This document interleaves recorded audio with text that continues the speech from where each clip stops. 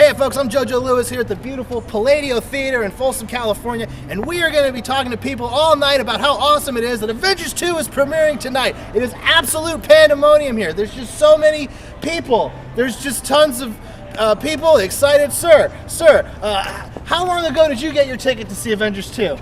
Like 2 days ago on Fandango. Just 2 days ago? Well, yeah, I mean, it's easy. None of the showings at this theater are sold out. Okay. So yeah, it's absolute capacity crowd here. Things are absolutely fantastic. Everyone's having such a good, jovial time. Sir, come here. How long have you been waiting to see this movie? How long have you been waiting in line to see Avengers 2 today? I just walked up right now. I just parked over there. I think it's okay to park there. They don't really have signs, so it's difficult to say. But I was just walking. I just arrived. Okay. Yeah. Perfect. And that's not the only thing people are excited about. This is absolutely the coolest movie of the year. Everyone's going to be talking about it for so long. Sir, what are you most excited about this film tonight, Avengers 2? Yeah, you can butter your own popcorn here. Like, you don't have to say to the guy, like, butter it more than you think that you should. But you can just take it and you can put however much you want on it, and it's just... Yeah. Okay, cool. Hey, I mean, dude, try to get someone else. What? You're interviewing the same guy. Like, you gotta find someone else to ask questions. What do you mean I'm interviewing the same guy? It's the same guy, man. He's wearing the same clothes. He has the same face. He's probably wearing the same shoes. Like, you're asking the same person the same questions. I don't think that I am. It's a different guy every single time. No, it's the same guy. I'm watching on the film here. I can see. If it's so goddamn easy, why don't you do it? All right, yeah, all right. Let's switch. Okay. So yeah, it's really exciting here. You guys can see there's a guy leaving. He might have just seen the first showing. I don't know. It's exciting. Oh, sir, can we ask you a few questions? Sure. Yeah. Oh, do you need to wait a minute? JoJo, this is the same fucking guy. What do you mean? This is the same guy. Look at his face. Look at the camera. Do you see? Look, wearing the same Daft Punk shirt. Well, I just got here. I'm not sure what... I don't know why I'm so mad at you. I mean, there should be more people here. I'm more just mad that there's no one here. Luke, that guy has just gotten here. I don't know what you're talking about. I just got here. Yeah. You asked him like 17 questions already. I think I would remember somebody that looked like that. Yeah, I think I would remember someone who looked like that. What is that supposed to mean? Are you making fun of JoJo and how he looks? Are you making fun of how that guy looks? I think we both made fun of each other. So Yeah. It's fine. We're good. Yeah. Yeah, we're good. We're totally good. I don't know what this fucking guy's problem is. Do you guys just want to fight? Sure. I can just switch my Fandango to another showing, right? Yeah, they let you do that. Okay, cool. I don't think they do. So I'm just going to push you into the bushes here. Hi guys, welcome to Epic Tiki's Take. I am JoJo Lewis, the creator of the Liquor Lamp podcast. With me is Luke Soin, creator of Epic Tiki's Tiki Talk Show and EpicTiki.com, as well as Jesse Jones, a very popular improv actor and comedian at whatever the comedy spot. Who gives a shit? Sure, it doesn't matter. We're three white people with opinions about stuff. We're three white people with opinions about stuff. And today we're talking about Avengers 2 Age of Ultron, which we just saw last night. That's the best you can do! You had to ask. And as you can clearly see, Jesse did not take a bath. That's how excited. No, I took since last night. He's wearing the same clothes. Exact same clothes. This is the same guy. Look at his face. Look at the camera.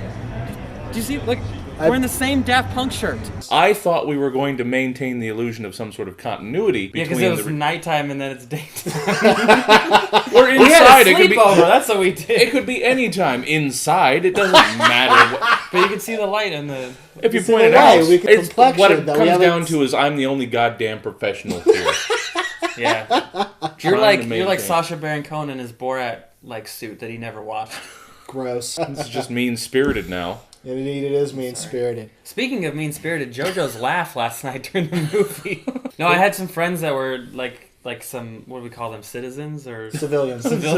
But they probably didn't know JoJo, and he was laughing, and I just thought it'd be like, what were they thinking while the little quips were going, and JoJo's like, I love to laugh. But. Yeah, beyond the people that you actually knew, I was just hearing in rows and rows behind us just reactions to JoJo's reactions. I made that movie so much better. Yeah, there were extra layers in the theater that we were at because they were wondering who this lunatic's cackle was. That guy's really into this. These quips. Why is there like a male witch in this theater? He really likes these superhero witty one-liner quippy exchanges. When Joss Whedon directs a movie, you're gonna get a lot of them. I'm always picking up after you boys.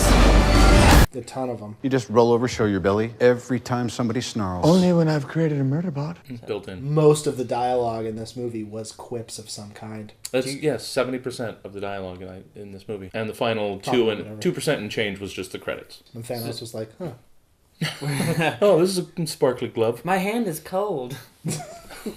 It was a weird sort of disembodied line. It's just Thanos putting on a glove. All right, well, I guess I'm gonna do shit now. Yeah, it was like three-fourths like breaking the fourth wall. Like he wasn't completely Deadpooling it, but he was close to like, hey guys, this is happening next. It's sort of like they're going, oh, by the way, Thanos is a thing still. I mean, don't forget, he's purple. Just blue-collar Thanos is just, pulling this bitch on. What was your favorite part of the movie? Absolute favorite part of the movie, by far, any scene with Ultron in it just talking. I'm glad you asked that because I wanted to take this time to explain my evil plan. James Spader was absolutely perfect. Yeah, he he was like he pretty much stole the show. I almost whenever he felt was like on screen.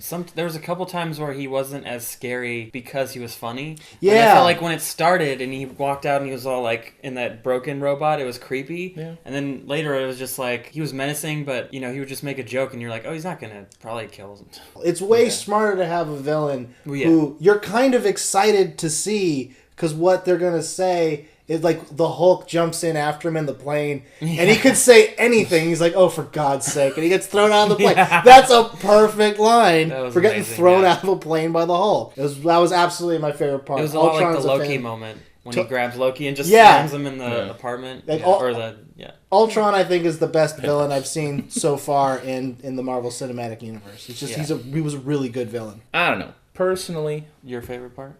Well, I was just going to shit on Ultron. Go ahead. It was just so rushed into place and then neglected in so many ways. It's just, hey, we're 2 minutes into the movie. Oh, let's make this Ultron thing that we've never talked about, but is something that obviously both of us know a whole lot about, Mr. Banner and I. What was your favorite part? My favorite part was, what's Jesse's favorite part? I don't know if I'm working it out. I'm too critical. Okay. So it's hard to think. You see, I still have whimsy. Oh, no. The whimsy's been beaten out of me. My favorite part was the speech that Hawkeye gives to Scarlet Witch towards the end. And he takes her aside and he's like, this is probably the loudest JoJo laugh in the movie, was when he goes, I have a bow and arrow. None of this makes any sense. It's like, I love that they're acknowledging how ridiculous it is, but at the same time, it's like a really cool speech for this character to do. And it also just, it made, like, they gave a lot of time to Hawkeye, which was cool, because in the first movie it was like, oh, well, we're going to make him a Loki henchman, and at the end he'll team up with them because he's an Avenger. In this movie, it was kind of like, he was the most important side character. Yeah, he kind of was glue a lot of times, and he provided them, like, with a space to heal. He was the only one who didn't get the shit kicked out of him. Well, he did get, at the beginning, he got, like, shot. Oh, yeah, he got shot, but... Then they had, like, magic skin generator lady machine that she just, like... Yeah, that whole thing was weird. That came out of nowhere. We just got, like, our Hawkeye solo short in the middle of this movie. So we don't have to have a Hawkeye solo movie because there was, like, a short film of Hawkeye in the middle of it. And that's fine. Yeah. Nobody really wants a Hawkeye solo movie. It would be weird. Like, who would he fight? That he could just, like, who was bow and arrow level? That's some Daredevil shit. Malcolm Merlin? Yeah. What did you think about the romance between the Hulk and Black Widow? Because that felt weird. It was odd. It was kind of a cool idea, but I feel like they didn't handle it. Like, they didn't have enough time, and then they handled it weird. Well, yeah. I mean, they were working on building that in the first one, and sure.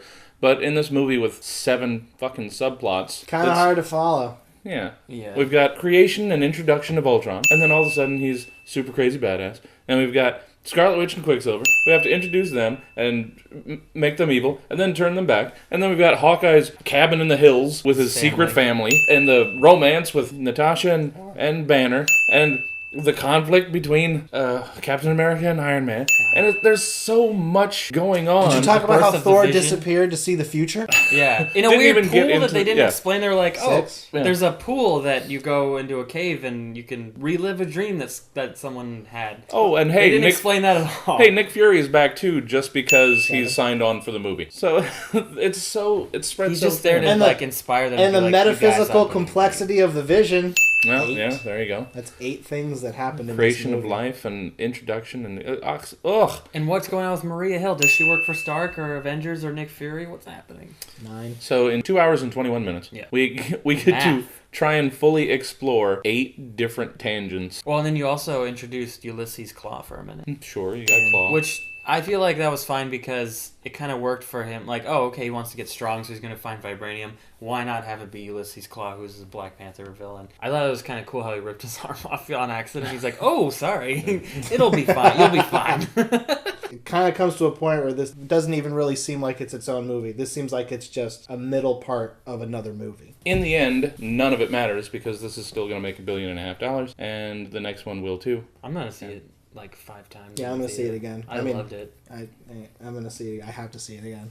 I'll probably see it again. But it's going to be matinee, like first showing. Oh, totally. I'm not going to pay full price. No. I'm not going to get dressed up again. Just going to blow somebody at Farmer's Market again to get $8 tickets.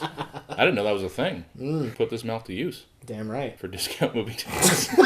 That's what it's all about. Is it worth seeing? Absolutely. Of course. Is it the absolute? Of course. Is it the absolute best movie we've ever seen? Not the best. When you compare it to most other blockbusters, it's still like 1,000,000 times better. If you liked the first Avengers movie, then you're going to like this one, since it was essentially the same movie. Yeah, it was close. Just with twice as many characters, 3 times as many stories, and half the development. More! Where can we find you guys on the internet? You can find me on Twitter at Bucky Gums. You can find me on Instagram at Bucky Gums. And you can find me on Facebook at JJL Comedy. I guess on Twitter it's that Jesse Jones. And where I spend most of my time would be over stab4gold.com. Yeah, Stab great the podcast. number 4. Please listen to it, it's gold.com. hilarious. On iTunes, Stitcher, SoundCloud, other things probably. Wherever sound is found. Yes. If you can hear it, we're there. And you can find me at Epic Tiki Comedy on Twitter, at Epic Tiki on Instagram, /Epic Tiki Comedy on Facebook. Subscribe to our channel, youtube.com/Epic Tiki Comedy. You're probably already here if you're watching this. Go see the Avengers or don't. That's your decision. But don't pick wrong. Yeah. Don't pick wrong. Bye, guys.